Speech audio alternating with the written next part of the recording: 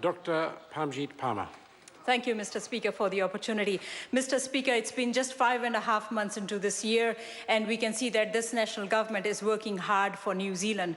Mr. Speaker, we are building on the great work that we did in 2015. For example, we made GP visits for our young people under the age of 13 free. And that was, Mr. Speaker, to see that our young people are able to achieve 100%, and that too 100% of the times.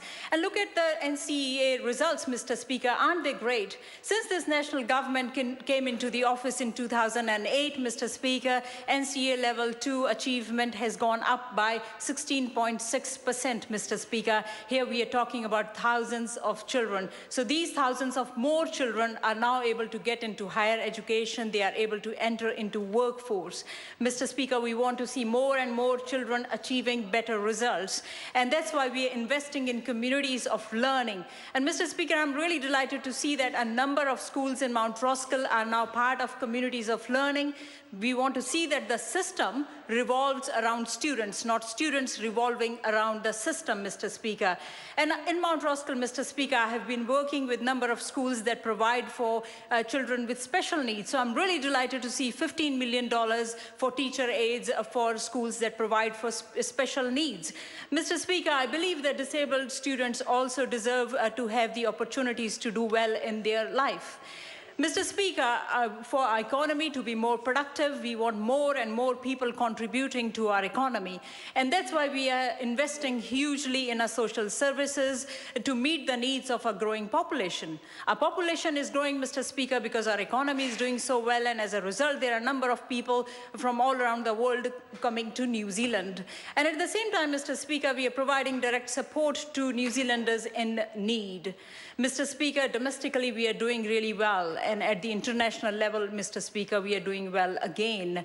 As the Prime Minister and the Minister for Immigration announced that we are increasing the refugee quota from 750 to 1,000 from 2018.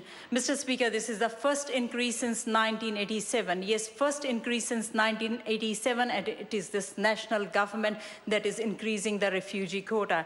Mr. Speaker, it's not just 750 refugees that come to New Zealand, because there are hundreds of others. They come under family reunification. Then there are hundreds that come as asylum seekers. And Mr. Speaker, we have already committed to take 500 Syrian refugees over the period of 2 years. So taking refugees is not a simple process, because these people come with some expectations. They are coming to their new home, and we should have resources to meet their expectations.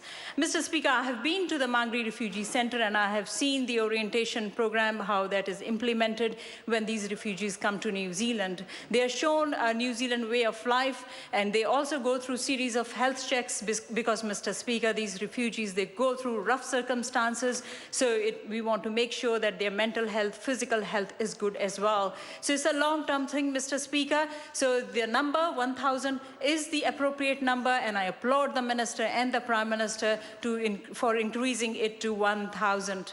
Mr. Speaker, I can go on and on listing the achievements of this national government.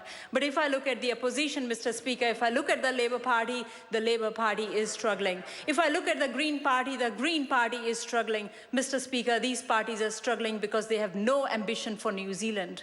They have no ambition for New Zealand, Mr. Speaker, and their leaders lack direction and goals for their respective parties.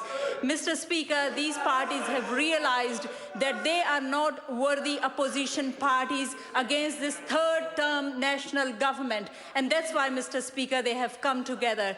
There are 3 leaders, Mr. Speaker, 2 co-leaders from the Greens Party and 1 from the Labour Party with 4.5% popularity, Mr. Speaker, against 1 leader on this side, the Right Honourable John Key. Mr. Speaker, the leader, the Right Honourable John Key, on the side of New Zealand voters, on the side of New Zealand families and businesses, the leader that is working hard for New Zealand, Mr. Speaker. This national government is working hard for New Zealand, and Mr. Speaker, the opposition is busy running their own parties into the ground. Mr. Speaker, there is no direction, there is no stability, just desperation move. Thank you, Mr. Speaker. Mr. Speaker. Order. Porto.